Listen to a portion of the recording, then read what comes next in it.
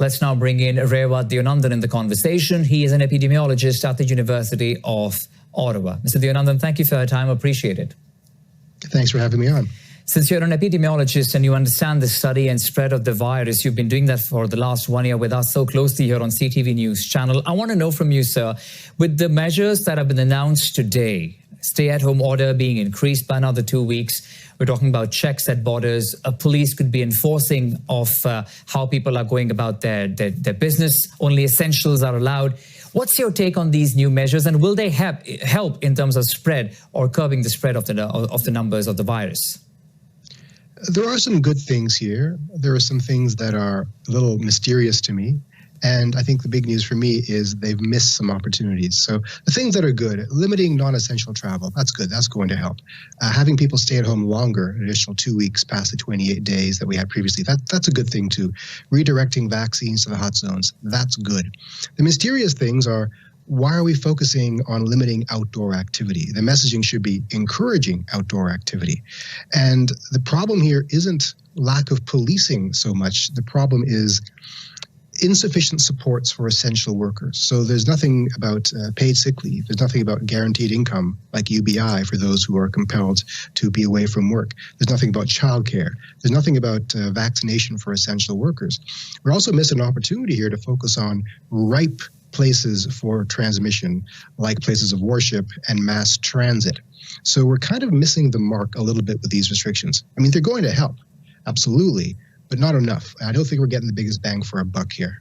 You think that more could be done to try and prevent this going out of hands? Unfortunately, we are also breaking records on a daily basis now with the number of cases rising. And I want to talk to you more in detail about those numbers, why these restrictions were necessary, also because of the projections, where we're saying that there are another 2 weeks if the current stay-at-home order, but we have that in place now, and we're still about 4,000 cases with what they are now saying in terms of, new measures coming in. Do you see a decrease in cases?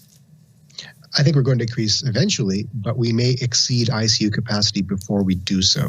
We're probably on track to plateau sometime next month with the current restrictions, but we're going to exceed our ability to treat people well before we get there. So when that happens, little things, well, not little things, but things like a heart attack or a car accident or any kind of other non-COVID medical emergency will have a higher chance of death because our healthcare capacity is insufficient to treat those minor ailments. That's what's at risk here, in addition to the actual threat of the disease itself.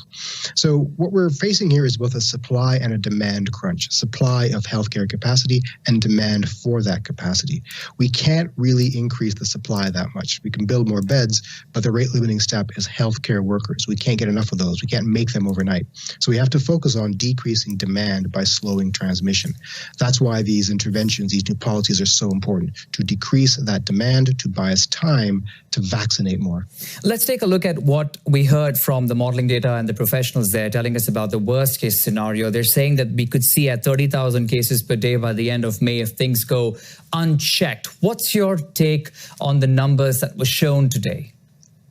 Well, 30,000 is extreme, and we probably won't get that far because unchecked means no mitigation strategy is in place. The thing about these models are they prevent opportunities for pulling policy levers. We have pulled those policy levers now, so we are unlikely to see that 30,000.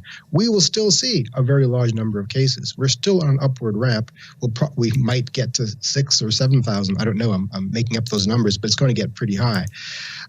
Regardless of what happens now, we are on a trajectory to scratch, if not exceed, hospital capacity. Now, the question is, how short can we make that period of suffering? Can we drive the numbers down quickly enough so that this third wave is short, intense, and brutal, or will it be prolonged into a potential fourth wave? I'm hoping for the first option, because if that happens, we have time then to vaccinate and enter the ramp to normal this summer. All right, we leave it at that for the moment. Raywat Deonandan, an epidemiologist at the University of Ottawa. Thank you so much for joining us this evening, sir. Thank you very much.